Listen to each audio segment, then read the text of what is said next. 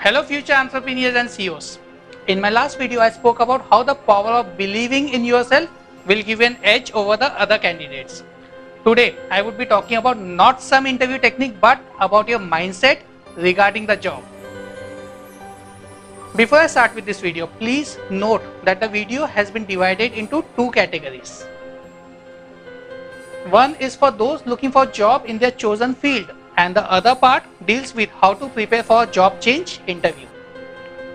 You can watch the part suiting you, but I would advise you to go through the entire video since you might learn something of use. So the first part is for those who have already chosen their career path. You are ideally someone who could be fresh out of college or already working in the industry of your choice. You at this point of time know what kind of work or which industry attracts you. For instance, the idea of sharing knowledge and educating others appeals to me. I knew that I always wanted to be a teacher, a mentor and a guide and help people in achieving their goals. Similarly, you might be someone who religiously keeps waiting for the latest fashion magazine to come out and dream of seeing your creation on the ramp. This way you have an idea of what you want to do in life. And once you have that knowledge, once you figure out what it is that you want to do, no interviewer can make you nervous. But, there's always a but, isn't there? Anyway, but the problem with most students and the problem which at one point of time even I had to face is that most of us don't really know what is it that we really want to do and whether we can turn it into a career. Here's a common interview question that people who are confident that they have chosen the right career can also not answer. The question is, how would you describe your ideal job, or what would be your dream job and why? This is a very common interview question, and whether you would get the job or not largely depends on this question. Most candidates start talking about the current job they are being interviewed for as their dream job. When asked why, they would simply say because it poses an opportunity for growth or because they have always dreamt of being a part of this firm. Great, but how does this translate into the benefit for the company?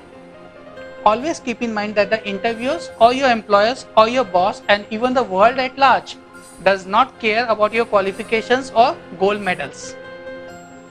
They care only and only about what they can extract from you. Do you understand what I am trying to say? This question about your ideal job basically to the company is an opportunity to understand whether your skills or degrees or the things that you are passionate about will help the company to grow or not. In layman terms, whether your passion will translate into the company's benefits or not. Simple. However,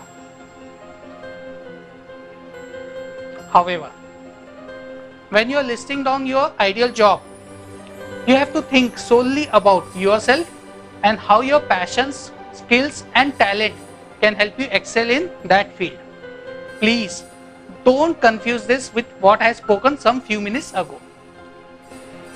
The interview question regarding ideal or dream job enables interviewers to know whether you would be a valuable employee or not. Remember how I told you in the last video that I will be showing you the other side of the coin? This is the other side that I was talking about. But when you are choosing your ideal job, the number one consideration must be whether or not you will enjoy doing that job.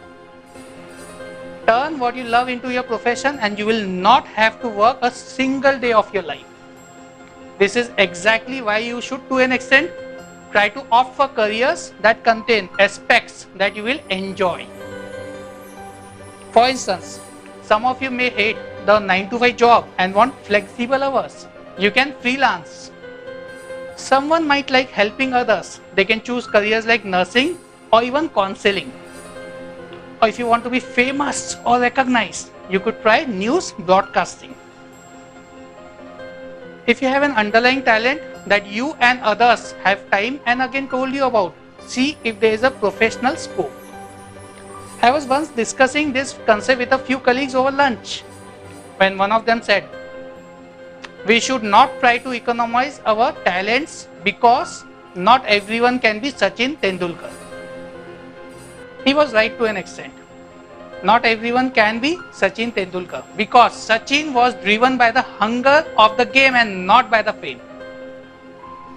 You see, a lot of young people think that they are talented, like they can play the guitar or are good at football. But most of the time we see that their interest change within a few months or even weeks. You have to understand that in the real professional world, you can't switch every month. You can't just one day decide management isn't for you and start a wedding planning firm. There's a very strong requirement of understanding your talents and creating a future based on that. Consult your parents, teachers and even friends. Ask them what they see you becoming in future and why. You would be surprised by how much a third party's insight can help you understand yourself. I'll pause for a moment and give you a little exercise to do. Take a sheet of paper and make 4 columns. Make sure these are wide enough to put in 4 to 5 words horizontally in a line. On one column, write jobs that I am interested in or hobbies. On the second, write skills, talent, character traits. On the third, write work expectations and values. And on the last column, write industry or a particular job that you will never consider and why. Once you are ready with this list, start with one column at a time. The first column is about jobs that you are interested in and your hobbies. Now, if you were a kid and someone asked you, what would you want to be when you grow? What answer would you write? List down all the jobs that you consider you can fit in or would want to do.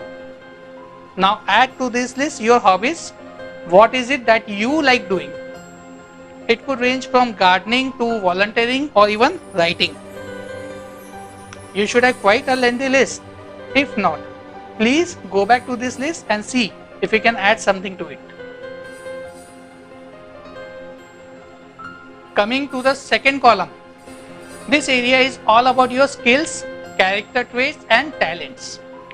Do you have a good voice, an eye for detail, good listening skills? Are you compassionate towards others? Do you get angry easily? Can't take orders? Write down everything that comes to your mind. You can also ask your friends and family to help you with this column. This is really important because choosing a job that suits your skills, talents and the kind of person you are will go a long way in being mutually beneficial. Also, to this list you will add your educational qualifications. The subject you are majoring in and the subject that interests you the most. Everything that speaks about you on a curriculum level should be entered. Great going, friends. I will now pause here and give you a little time to update this list. We shall continue with this very important topic, understanding the job you are interviewing for, in my next video. To your success.